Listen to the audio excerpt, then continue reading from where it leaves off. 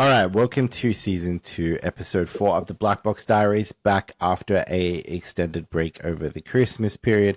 Hope everybody was safe and had a real good time over New Year's. Got some really good stuff for Christmas if you celebrate Christmas. If you don't, hope it was still a good break.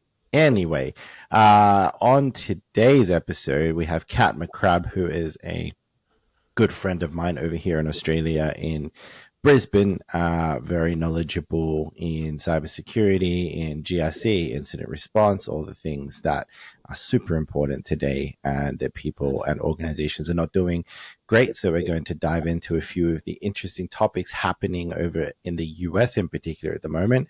It's been a very interesting time for Alex, his friends, and his family this week. So we'll cover off a few things around obviously Donald Trump, TikTok, and some of the technology initiatives going over there. We'll dive into some incident response stuff and GIC stuff with Kat, and also online safety and protection and things like that, particularly in schools. So stick around. It's going to be a fun one. If you do enjoy what we're doing, obviously hit the like and subscribe button. If you don't, then don't. Let's get into it. All right, Kat. Well, thanks for joining us. Obviously, I know who you are. I think you're awesome. So I appreciate you taking the time at this ridiculous hour in Australia to come and hang out with Alex and I. So for our new listeners, because there was a substantial amount over the holiday period that jumped on board with us, do you want to give us a bit of a background about who you are, what you do, and cybersecurity and all that stuff about you? Yeah, sure. So I've been in cybersecurity for about 15 years.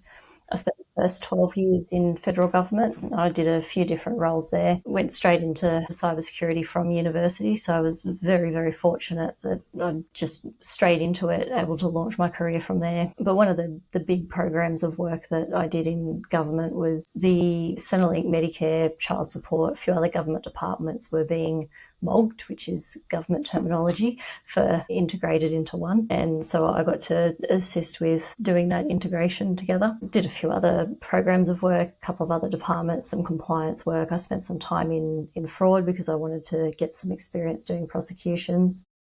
And then after about 12 years, I got a tap on the shoulder to go and work for Brisbane Catholic Education as their CISO. And that's a pretty big environment. It was about 100,000 user accounts, 80,000 students, 20,000 staff, which included teachers.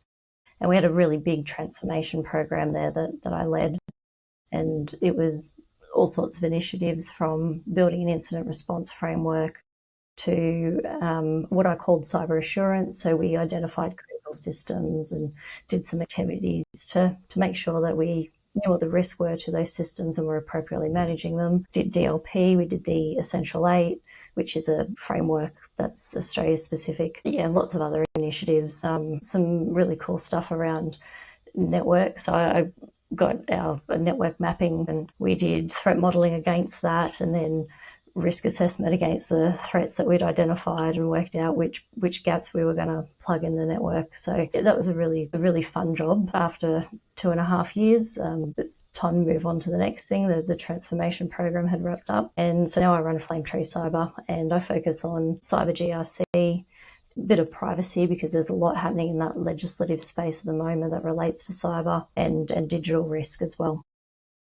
Yeah, cool. I mean, it's a pretty interesting career, and I guess we've had a couple of conversations recently on the podcast around cyber safety and online safety and things like that, particularly something that we covered, and I'll throw this to you as something to talk about because of your experience at obviously an education institution and doing cybersecurity there. But I think I can't remember the actual number, but recently, and even again in the news last week, I think there was another one. There is a lot of kids suffering online bullying, extortion, and all sorts of stuff like that. And I think the increased rate of suicide in kids under 16 because of the internet is just rapidly increasing. Is that something that you experienced or you can shed some light on? A couple of things that come to mind. The 5th of February, it might be the 8th of February, is eSafety Online Day. The e-safety commissioner in Australia has created some materials and advertising campaign, which is they're aiming to all those sorts of things. But at BCE, we had this quite interesting, I thought, program of work where we leveraged our DLP system to start looking for evidence of students being threatened or harassed. And we had proactive intervention when we noticed these things. The tools weren't perfect. There's always a margin of error, and that's where the value of having a great team comes into play. But there was some instances that we picked up and intervened and made sure that those students had access to the support that they needed, or if there was I don't want to use the word offender, but whomever was in undertaking that behaviour, that they were appropriately handled as well. Yeah, I think it's one of those really hard things because you kind of can't stop it, and so it does really come down to an educational piece, but also a support piece. It's something Alex and I advocate for, particularly more recently, and some of the other guests we've had, is like you really need to pay attention to what your kids are doing online as a parent. But I guess also, as a parent myself, I was actually saying to my wife the other day, I find it really hard. One of the things that, not specifically online in this case, but like, I take my daughter to daycare or to school or whatever, and then you're spending, 6 to 8 hours kind of without your kid who is in the trust and care of somebody you don't really know at an organization, and you're just hoping every single day that they're doing the right thing. It's really hard. Yeah, that's true. I mean, the blue card system has its limitations. I'm sure no system's perfect, but I think that's a really great initiative when it comes to making sure that people who are caring or exposed to young people they don't have any red flags in their history before they're given access to those kids. And the education piece is really important, not just for the students, but also for the care providers and the teachers and everyone, because you've got to be able to recognise signs of inappropriate behaviour and understand appropriate response to that if you detect it. I think that's an area where we have an opportunity to contribute to the education in that space and uplift the general knowledge and the ability to detect and respond to e-safety issues. So, Kat, a question for you. I know you were talking earlier when you were kind of walking us through your background. You said something about Catholic school. What was the Catholic education? Yeah. Okay, gotcha. So what was the? I guess that went from what grade to what grade? Chris, I'm going to sound like an idiot here because I don't know how that works in Australia. Is it like K-12? It is, yeah. So it is, okay. I suppose they're 5 years old through to probably some who are 18. Okay. And so considering you were kind of background defense of that organization, what kind of vulnerability would you say you saw the most in that environment? In terms of e-safety? Yeah. Yeah, mostly the students being a bit inappropriate with each other. That's fair. I figured. Someone asked me once, what keeps you up at night? And I said, teenagers. It's quite true. Yeah, they'd test the boundaries sometimes, or they'd find a cool technology and they'd want to test it, or they'd find a vulnerability in the system and just have a bit of fun with it. Often they didn't have malice, but they had curiosity, and so you have to protect the organisation from their curiosity and ideally point them in the right direction. Dude, the birth of the hacker. I love it. Dude, I was so bad when I was in like college getting access. I was studying networking. I was studying programming. I remember I wrote we had to do like an assignment, and I wrote a program that just rebooted the teacher's computer every time she opened it. Well, for me, I went the opposite way. I finished. I had the qualification, and I was like, man, I ain't going to university. Like, I'm qualified. I'm going to go and earn $1 million. I did not earn $1 million. I cleaned hotel rooms and cooked fried chicken. Really? And, yeah. Huh. Yeah. So I sometimes wonder if I had my time again, would I go back to uni? But I think the answer would have to be yes because of the doors that it opened. But yeah, I look at the industry certifications. I think I probably got more value from them. 100%, 100%. But yeah, no, yeah, I was cleaning hotel rooms, cooking fried chicken at it. You lived in Canberra for a little bit, Kat, so you probably know Kingsley's Chicken. Yeah. So I went to Kingsley's Chicken. It's basically like a KFC, Alex. And Okay. yeah, I was just cooking fried chicken and Nice. was like, man, maybe I should have gone to university. And then I got lucky because I actually just met some people at a pub when I was out having some beers, and it just turns out that at the time they worked for Fujitsu, and I said, look, I've got my certificate in IT. I want to do some IT stuff, and they hit me up with a job on a help desk, basically. And then so yeah, I kind of got my start in a help desk, so that was pretty cool. And then yeah, and I worked for a couple internet companies and stuff, and here we are today. Yeah. Running a podcast. So It is funny when you look back on your journey and the things that led to things, that it all snowballs and the whole sliding doors pieces. Yep. I tell you what, like the stories I have from cleaning hotel rooms are way worse than just rebooting my teacher's PC in programming class. So those are definitely some stories for beer time. Yeah. But that's actually a pretty interesting background, Kat. You said something which I always wondered, actually, given that I was I was a shit student and I always looked for running programs and vulnerabilities at school and stuff like that for fun. Is that something you experienced commonly?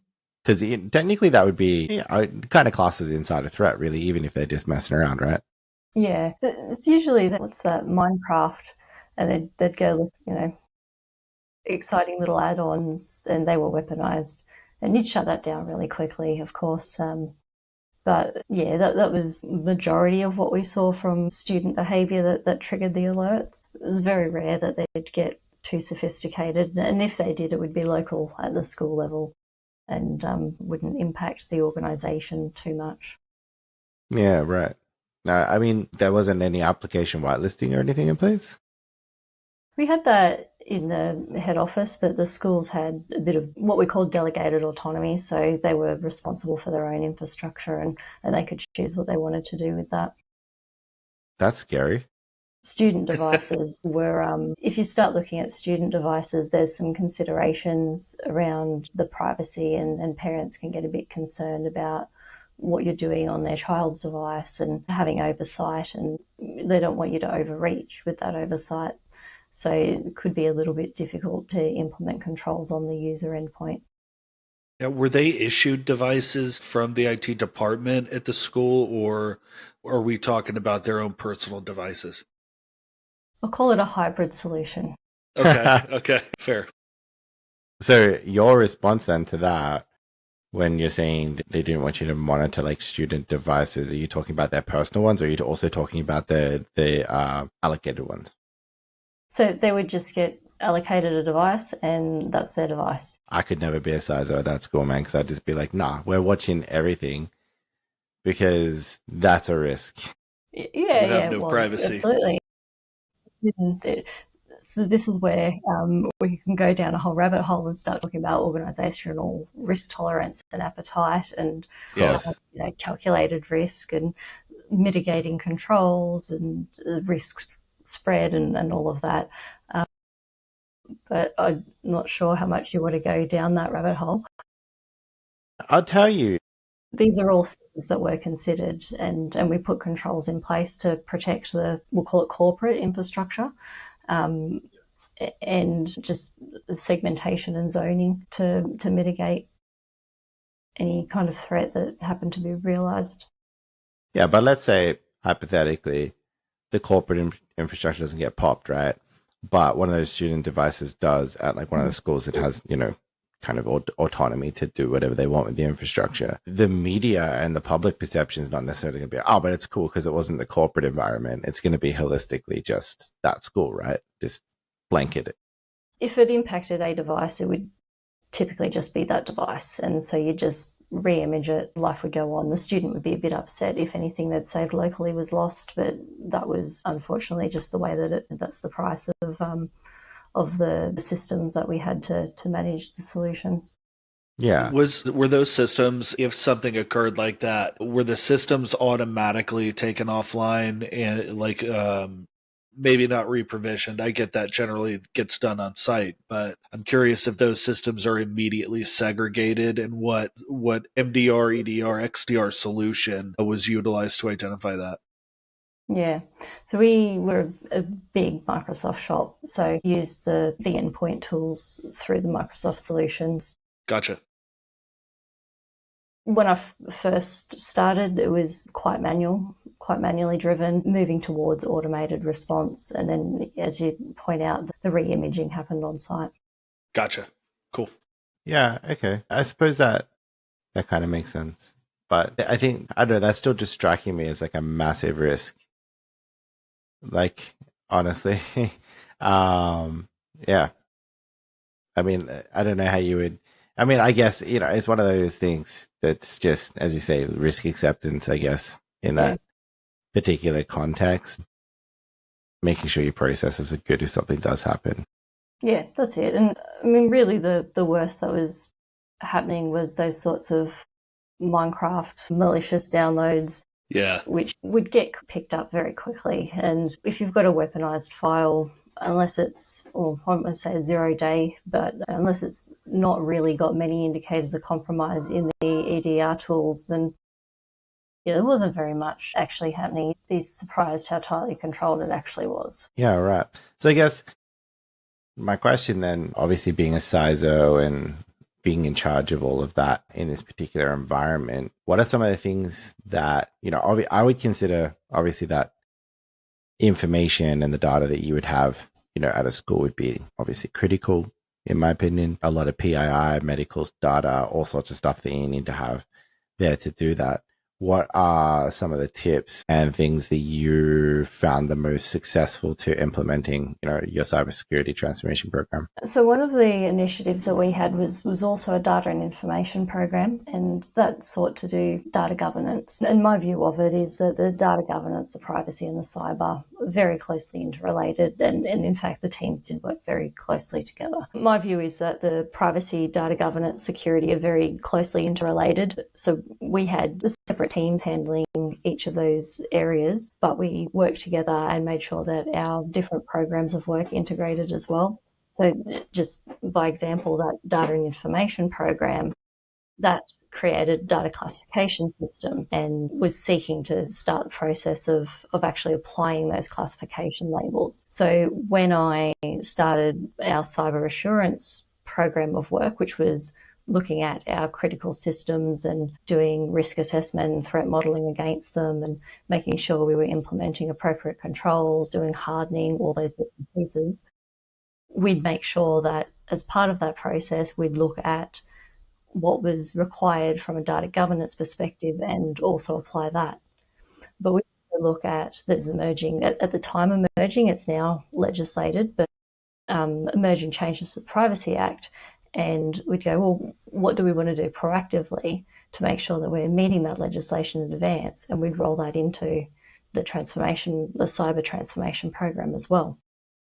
It helped, of course, that was a funded program, and that gave us a little bit more momentum than what you can often get when you're doing things under BAU. But it meant that we got to uplift multiple initiatives, which actually had cyber benefits, because when you know what data you've got on a system, you've got a better understanding of how to appropriately protect that system.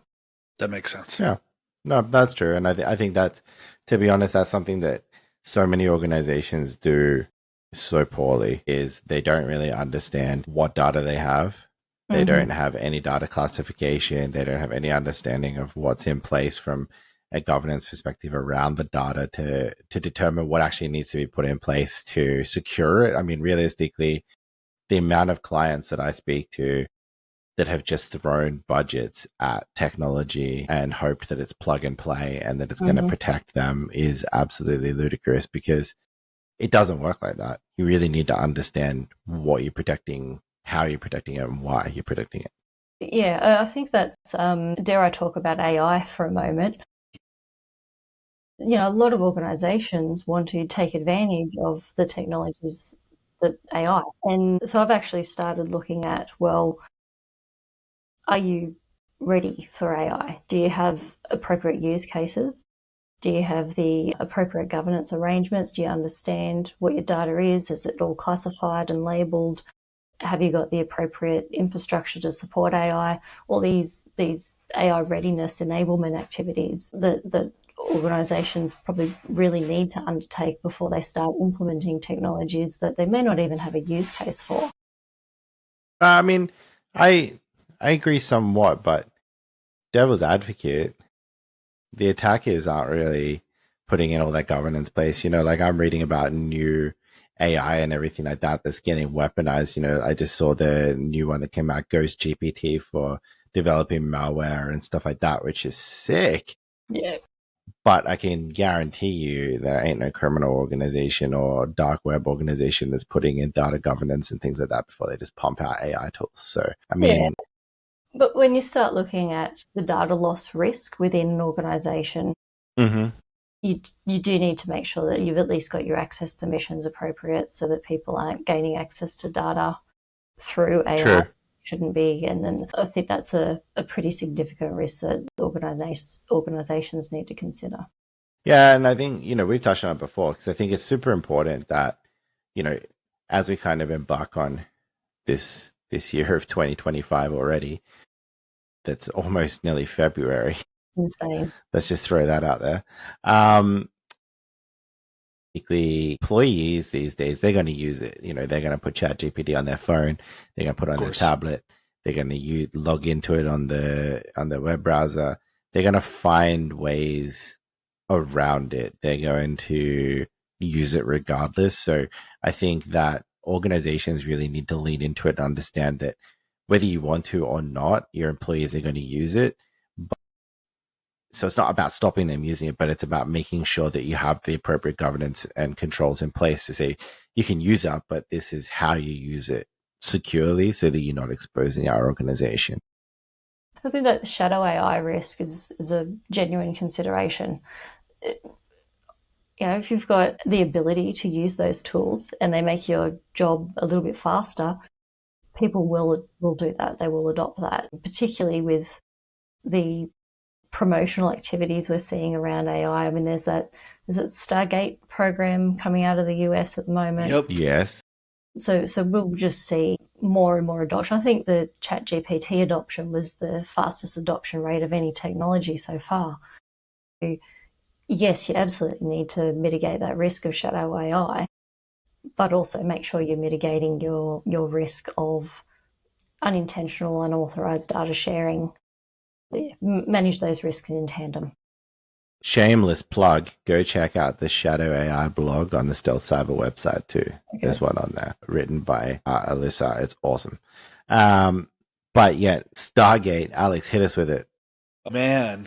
Let's go. God, where to start? Okay. So it's cool, right?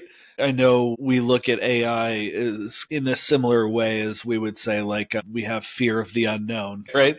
We don't know exactly what AI is capable of right now. And to be honest with you, I think even when it comes to the developers, I think that, they're still learning as they go, and they're going to end up doing things with AI, programming it, so on and so forth. And without even realizing it, they're going to give, artificial intelligence capabilities that maybe they weren't expecting, but Skynet.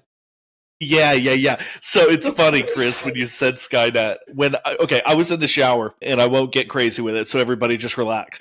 I was in the shower listening, and I always listen to the news while I'm in there, and I heard Trump get on the news, and he started talking with Sam Altman and a couple other superheroes, and they brought up this Stargate AI, and I immediately turned the water off. I was like, did he just say Skynet?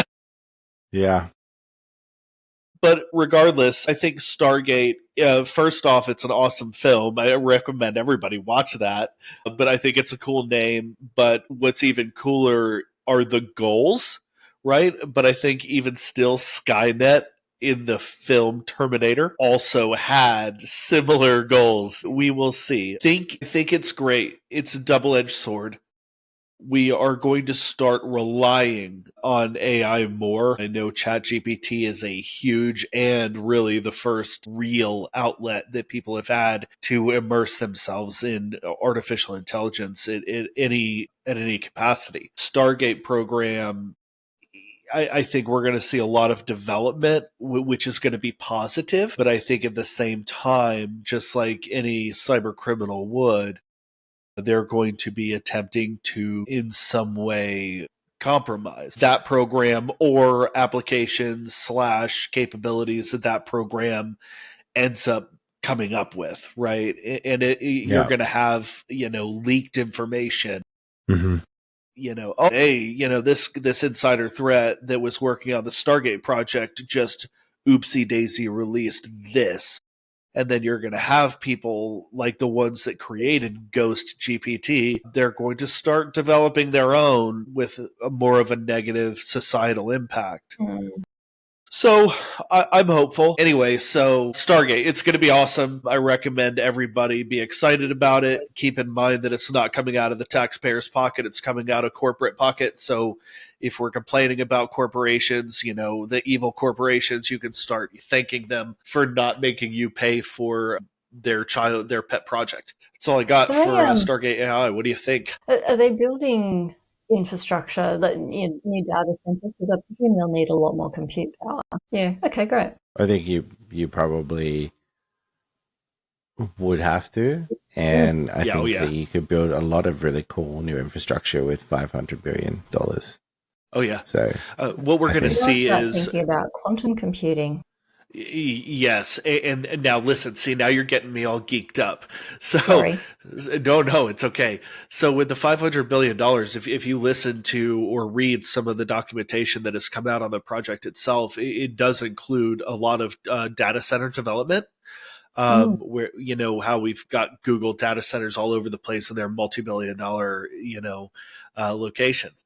I think we're going to see the incorporation of quantum computing. And I'm interested to see in the future if Google jumps on this project bandwagon. I haven't seen it yet, but I think here in the near future, more technology organizations are going to jump in. And I know Google are they right now? I think they're like the flagship in development of quantum computing, aren't they? I think so. Yeah. Yeah, don't know. Okay. I think they are. If I'm wrong, our viewers can talk shit about me and tell me I'm wrong. But if you're going to talk trash, make sure please let us know who actually is the flagship. All right, that's all I got. It was interesting. Towards the end of last year, there were a couple of there's a researcher, and I think it was Google's Willow, perhaps. Okay, yeah. And they were starting to look at, well, how are we using quantum to break encryption key? And NIST have an initiative. They've had one for a couple of years to start looking at, well, how do we design encryption keys that are going to be secure post-quantum? That's a whole new interesting range of threats and risks that get opened up there. With BCE, one of our initiatives under the transformation program was to start doing the data encryption across all of the data that required it. And when I was writing that policy, I was looking at, well, what are NIST saying will be the post-quantum encryption standards? So, yeah, I think if anyone watching this is a policy writer and you're starting to look at your data encryption policies and you haven't already thought about post-quantum, I'd recommend having a look at those resources at NIST. I also recommend it. I think that's fantastic. Yeah. Good point. Just quickly on AI. I don't know if you guys knew, but did you know that LinkedIn's getting sued at the moment as well for using LinkedIn instant messages and the data included in the messages to train their AI? I didn't know that. I did not know that. They're currently getting sued for privacy breaches and lawsuit for training their AI with user message data. Interesting. Who at LinkedIn thought, hey, you know what? We should take private messages and start feeding them into our AI development. Who did that? Who thinks that's okay? I would say a former employee, probably. Good Lord. Because come on, guys. That's going to be a pretty chunky lawsuit if that goes through. Yeah, because it's going to be more than one. I mean, think about all the personnel that they have for customers. Stay off my shit, bro. Exactly. Hey, quick one for you, Alex. What's your view on Pete Hegseth recognizing cyberspace as the primary battleground and releasing his vision for cybersecurity? Okay.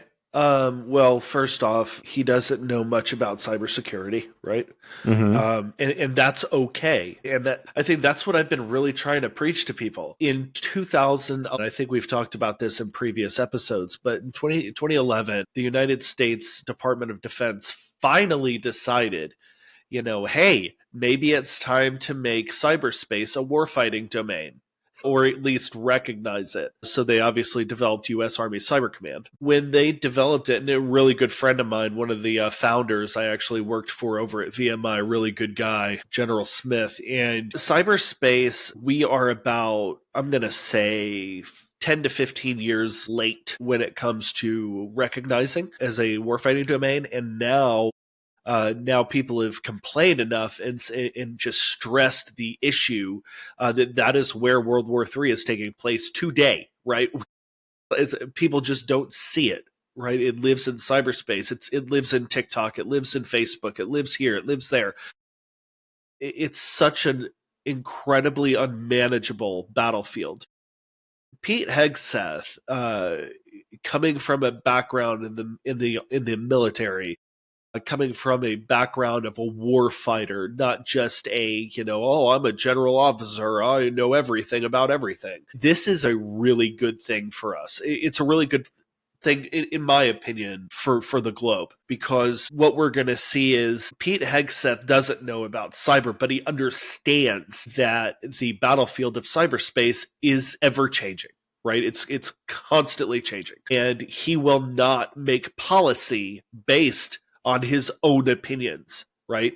Yeah. Okay. Whereas general officers normally, they're stuck in World War II and Vietnam doctrine. Pete Hegseth is going to rely heavily on people within the administration that are well versed in cybersecurity, people like Kat who have developed policy, and he'll be able to kind of take that data and figure out ways to remediate threats where they may exist in a tactical environment.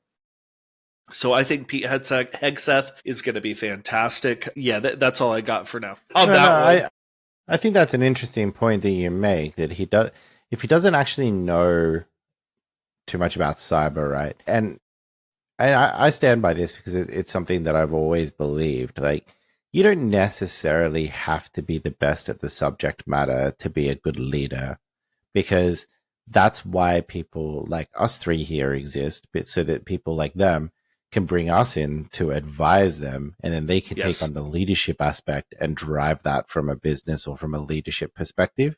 Yes, sir. To make the change and to implement that. But I guess that's also going to have to come. That also does come with a level of trust from them, that the industry experts are providing the right advice and the right guidance as well. As you said, trust and confidence is key. So if he doesn't have trust and confidence in the people that he's listening to, then everything that I just said is a farce, right? So you're absolutely right, Chris. You're absolutely right. True. And Pete Hegseth, if you're listening, Kat's awesome at writing policies. Bring her over to the US. Get on it, man. So, I mean, I guess that brings me to the next question about Trump axing the Cyber Safety Review Board as well, because it's kind of, we were talking about this a little bit earlier, because it's kind of like, one change happens here and that kind of takes your focus, but you don't realize that, there are other things that are coming in to replace that, or they're just shaping and shifting. And there is a method to my madness of questioning and topics here, because it's going to lead over to Kat as well to give some information from an Australian perspective, because I do want to know kind of how we think, or how Kat thinks, because she's a government specialist really, around these changes in the US, how they're going to impact us here in Australia, because Australia wants to be the most secure country in the world, cyber secure country in the world by 2030. Oof. I don't know. Over to you, Alex, first. Well, actually, let's go to Kat, and I'm going to ask you a question, Kat, based on what Chris just said. So Australia is talking about being the most secure, cyber secure nation across the globe by 2030. That's hefty, but I'm curious of the way forward because I know, are you familiar with e-Estonia? No. You are not. So e-Estonia is a program that the country of Estonia, I actually got a chance to go over there and visit. They've been working. Nice segue. It depends on where you're at. So it's always been on my list to go to Estonia. Tallinn is where I spent most of my time when I was in Estonia. A beautiful city, absolutely gorgeous, freaking wonderful people. The people are probably the best part of that country. Just, they're awesome humans. Very kind, very easy to get along with. They got hit really bad with cyber several years ago. And when that happened, the nation, and you can go online and check out Estonia, but the nation decided to do something similar to China, but not. Whereas China, if you ever visit, you're only authorized to visit certain sites. And those sites are so few, as a matter of fact, that they actually tell you when you log onto the internet or the government internet, they say, hey, these are the sites that you can visit. Which one would you like to visit right now so that we can watch you do it? E-Estonia is different, where you can do everything that anyone else does, but everything goes through a process of being vetted to an extent. The communications are not too bad, but they're also not the greatest, or at least they weren't years ago when I visited. But I'm curious because, dude, you're okay. Kat, first off, I apologize. I run on a lot. But if you could just tell me your thoughts on a way forward for Australia to achieve that goal for 2030. Yeah, it would take a very significant amount of investment, and not just from government, but from private enterprise. Because if you want the nation to be secure, then your organizations need to be. And we've all gone into places and seen a lot of legacy tech that is unprotected. Imagine the cost of uplifting all of that by 2030. So in Australia, what the government have done is they've put up this strategy, and the overarching goal of this strategy is to be the most secure nation by 2030, and it has pillars which they're hoping will achieve that goal for them. One of them is legislation, and they've changed a few different legislative instruments. They've got the Privacy Act has been amended, and it's actually quite significant changes when you start digging deep. One of the big changes that I don't think we're really talking about yet is the right to erasure, which is pretty similar to GDPR's right to be forgotten. I would imagine for a lot of organisations to implement right to erasure, they'll have to introduce changes, if nothing other than policy, but there'll probably be tech changes as well. So for them to meet that legislative requirement would be a fairly significant uplift. And there's a whole raft of other things under that Privacy Act. So we have privacy principles. One of them actually, and I just mentioned this particular one because it's related to our previous conversation, is they're introducing, and it's not drafted yet, but they're introducing controls that will apply for children's data and the protection of privacy around children's data. They've also introduced a cybersecurity bill, and that in a thing which I think might be of interest for this conversation is the Cyber Incident Review Board.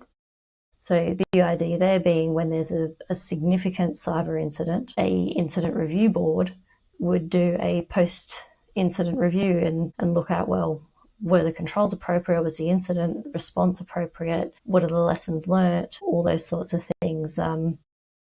I don't know who's making up that board yet. A few names have been sort of whispered in corridors, but I don't think anything's been announced. So it'll be really fascinating to see what that review board looks like in comparison to what the review board looks like in other countries. Did you throw your hat in the ring, Kat? No, I haven't. You probably should. Yeah. Do it. Yeah. Also, if the Australian government's listening, reach out to Kat to be on the Cyber Review Board. Yes. Cyber Incident Review Board. They're not going to listen to me, but yes, I agree. Yeah. So, but getting quick because she might be over to the US to help out Pete Hegseth. So who knows, honestly. I can sum it up if you were to ask me the same question. What's the way forward? Are we going to be the most secure nation? in the next 5 years. Fuck no. There you go. Why not? Why not though? I don't have confidence that 5 years is going to come fast, dude. Like it's 2025 and it's already February, bro. Like I remember when they were putting in like this strategy, they were releasing this strategy, the same minister that released the strategy was the same minister that said it was a fantastic idea to tell cyber criminals we were going to hack them back. Nice. Which is basically just like a call to arms for cyber criminals to target us. Really. Yeah. Try me. Yeah, like, I mean, and nothing against, our government or anything like that, but I have worked with a lot of government clients and a lot of government agencies in my career. They move very slow. Like it is slow because there's a lot of processes, a lot of approvals, a lot of things that need to be followed to go through. But at the same time, I don't think they really got for their strategy. There was a call, for input and stuff like that from industry leaders and things like that. If I'm being honest, I saw some of the roundtables and it was a lot of like a bit of a mates club in some of the instances of people. It's like, oh, we're bringing this expert and this expert. It wasn't really necessarily like some of the best minds in Australia in cybersecurity. I know a lot of those people, and I didn't see any of them in any of those meetings. See, that's a problem. And that's a problem that we have in the United States government as well. You have a lot of talking heads that don't know what the hell they're talking about, trying to develop policy when they should have professionals doing that. Yeah. You're going to say something, Kat? Yeah, I was just another thought around, will Australia be able to achieve that objective, the 2030 objective?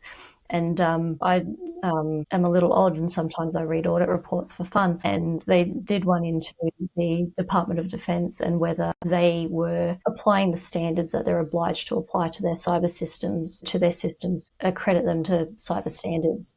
And the audit team found that only 2% of their systems had actually gone through this full accreditation process.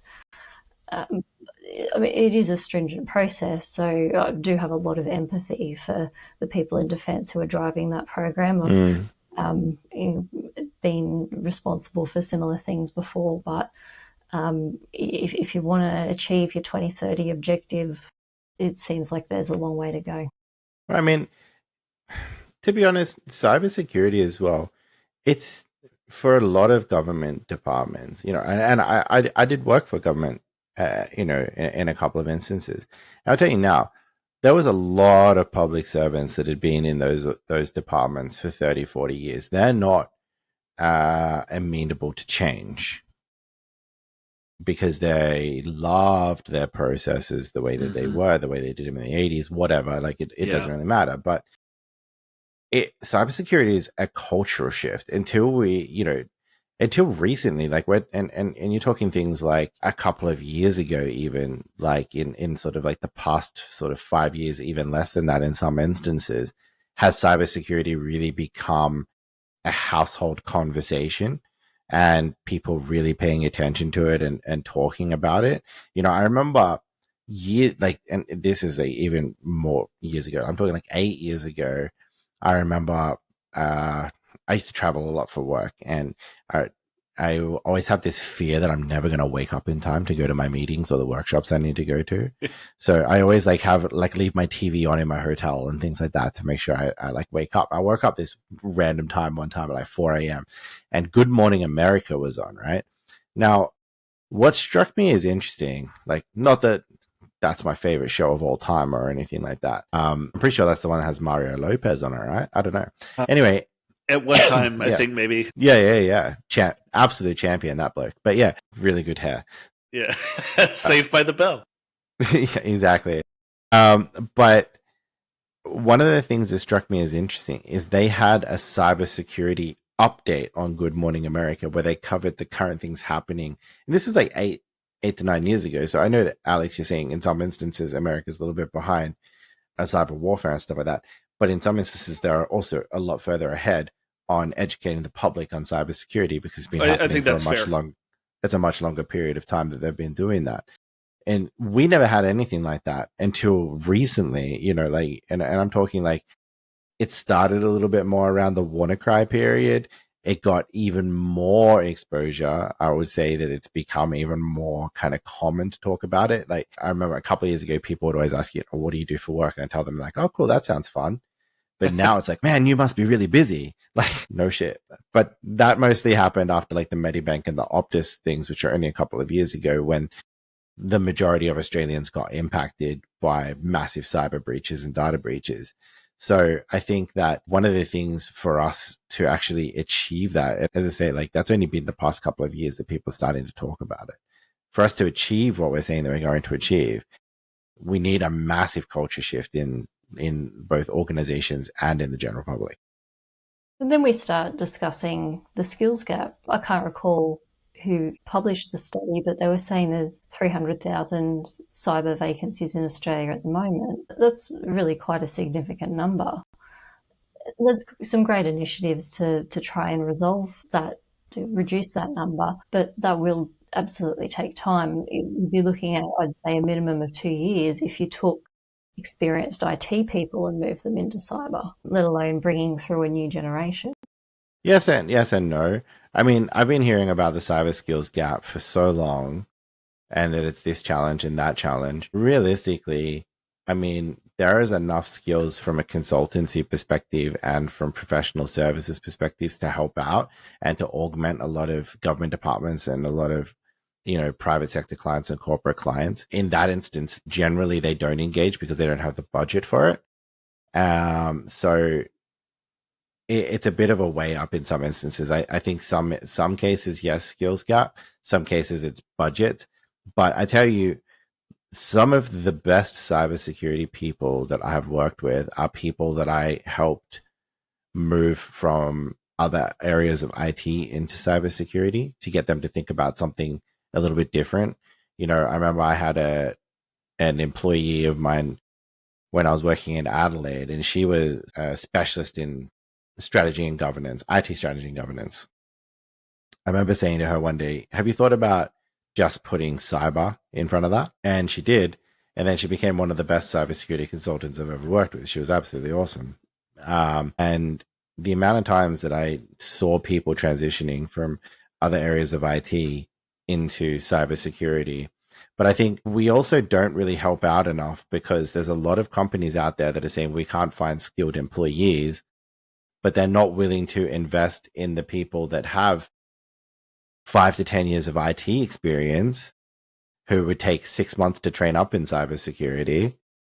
They want to bring in somebody who has 5 to 10 years of cybersecurity experience, who's been at their job for that 5 to 10 years, and they don't want to move. So, I mean, there's a lot that we can do better there, because when we talk about pen testing and things like that and red teaming, one of the ththings that we always say is think like a sysadmin. So bring on a sysadmin and teach them to pen test. They're going to be awesome.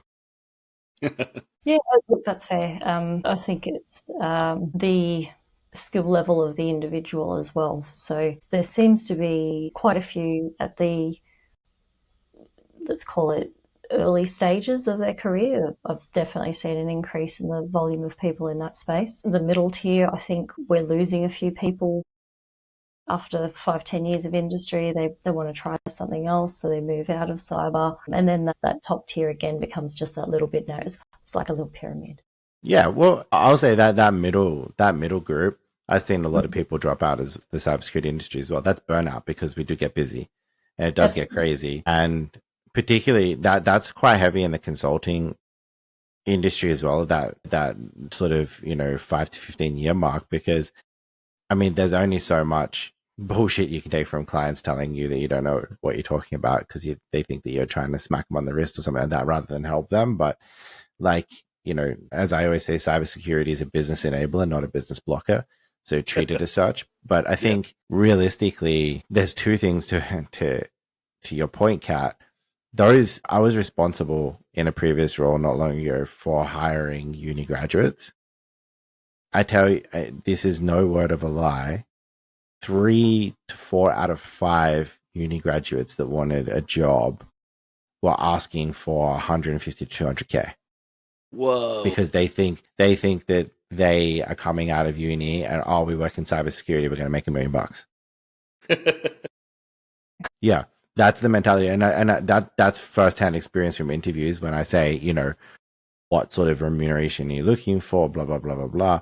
Even people at the 2 to 3 year mark are asking for like 150 to 180K, and they've got no industry certifications, no real experience of being essentially help desk people or something like that, and they're not really helping themselves. So that's also a problem.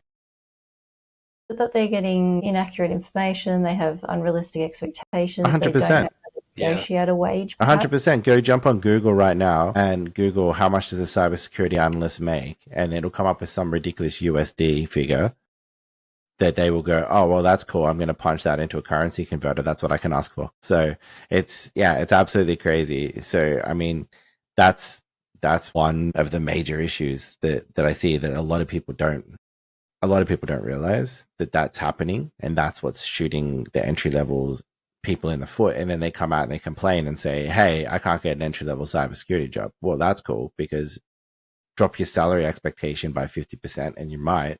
Yeah. And then work up to the 150K that you're asking for, or the 200K that you're asking for. Come back and hit us up in 3 to 5 years when you've probably got the experience that equates to that. But until then, drop it back. Because, I mean, I even sat across from one and said, like, essentially, that's just not going to happen. Oh, but with all of my experience and my knowledge, mate, you graduated uni 4 weeks ago. What experience and knowledge are you talking about? You're 22 years old. So, no offense. Some 22-year-olds know their shit. Like, I'm not going to lie. There's some really awesome pen testers in that range.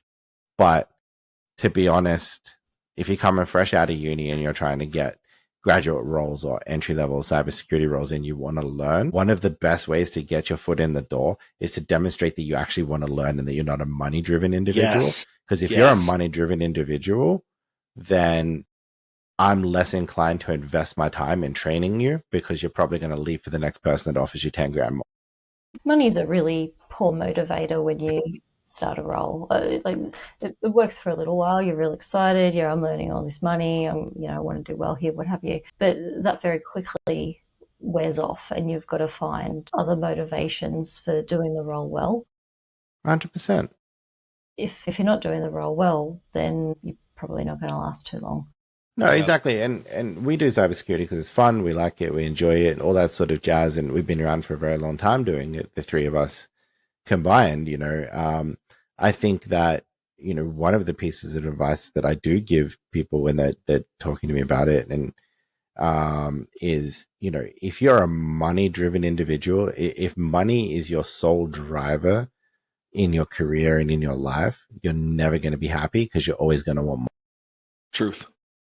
So if you focus on growth, personal growth, if you focus on your health, if you focus on your mental health, if you focus on being a good person, and you focus on being really good at your job, money's a byproduct.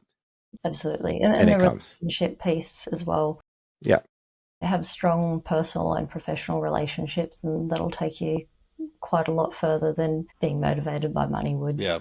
Well, 100%. Like, and I will shout out, like, to Kat on that, because we have like the most random professional relationship. Like, we were connected on LinkedIn, but we'd never met.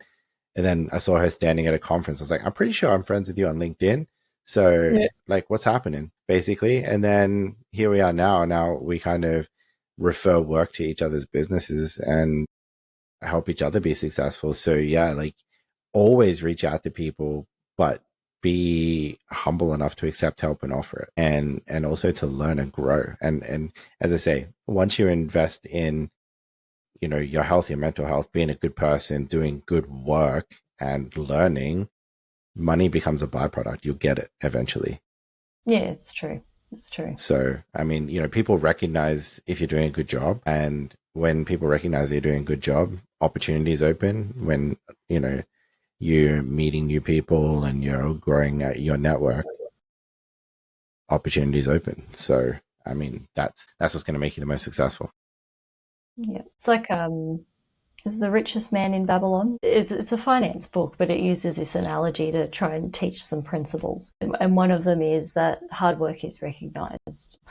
You can't always give 110% every day, but you can make sure you show up as much as you can show up, and people will see that. I know when I've led teams, the people who stand out are the ones who have a bit of hunger to come in, do their best, take on a little more. They want to progress, they want to grow, they want to be a contributor to the team. You notice those people, and you do always give them a little bit more opportunity. No, that's true. But the other thing that's an interesting thing you say, like I also believe, and this is an important thing for people to realize, you can't give 100% every day. So if you turn up and you only have 60% in you to give, and you give that full 60%, technically you're giving 100% of what you're capable of that day, and that still gets recognized. Absolutely. Like if you're flat, like for me anyway, if I've had people in the office, whether they work for me or whether I just know them, or if it's a random and I'm seeing that there's something a bit off, like they're a bit flat, I'll take them for a coffee. You good? What's going on? You chill? Yeah, cool. No, I'm just having a shit day. I've only got 60% to give. That's cool. If you give that 60%, that's 100% of what your capability is on that day. It's still going to be recognized. So that was like a full digress. Yeah, but it's part of leadership too. We touched on it a little bit earlier about how we've got a lot of people in that 5 to 10 year range who are getting burnout, they're leaving. I think there's a real opportunity for leaders to help mitigate that by having some stronger approaches to their ways of working, and they're recognizing people who are starting to get burnout and having good frameworks for supporting those people, and maybe getting them to a point where they reach stage 3 of burnout and you bring them back, and it makes their life better in every way.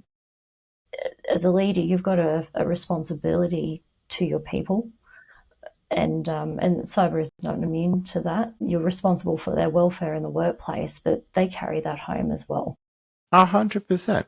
And the impact you have and the shadow you cast is huge. No, like 100%. And it's something like that I heard a long time ago that stuck with me. There are people who are leaders, and then there's people who lead. And it's a very broad line between the two. And there are so many shit bosses. I'm not going to lie. Like, I know a lot of people. I've had a lot of shit bosses in my lifetime. I know a lot of people who are shit bosses. Just look after your people. I mean, realistically, your people are the ones that make your business money. Yes. So that's the greatest investment that you can make in your business, is to treat your people right. One other thing, you've got me on a rant now, Kat, is there is a lost art form here, or not a lost art form, but a lost process that doesn't exist anymore from a leadership perspective, right? And that is, actually, I'm going to ask Alex a question. Alex, you had people or like troops in the military that reported to you, right? Yes, many, yeah. Now, let me ask you this hypothetical question, which probably happened to you. I have no idea. Tell me if it did. Sure. I'm interested to hear the story. Say you're in a fight in the military, and your whole, what is it, a platoon? I don't know, whatever. Yeah, they're all having a gunfight, and they're completely locked down, they're in trouble and everything like that. Are you just going to sit behind your desk, or are you going to jump in the trenches with them and help protect them? Holy shit. You should already be there. If you're a leader, you should already be there. That's what I'm trying to say, right? Because we have so many people in our industry that have skills and experience that are now in leadership positions, but they feel that because they're in leadership positions that they're too good now to jump down on the tools and help out their staff when things get busy. Yeah, absolutely, like, fact. Yeah.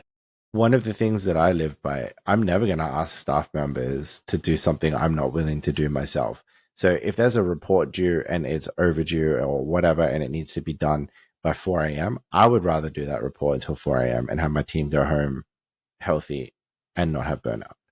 Because that's what I do as a leader. That's why I get paid more as a leader. That's why I have better, experience and everything like that, like I can probably punch that report out a lot faster than somebody with 2 years or 3 years or 4 years of experience. But for me, doing an extra 3 to 4 hours, that's what I'm used to doing. For them, it's probably going to prolong their career. All right, that brings us to the end of the episode. A huge thank you to my good friend Kat for joining us. Incredible insights, particularly from a government perspective.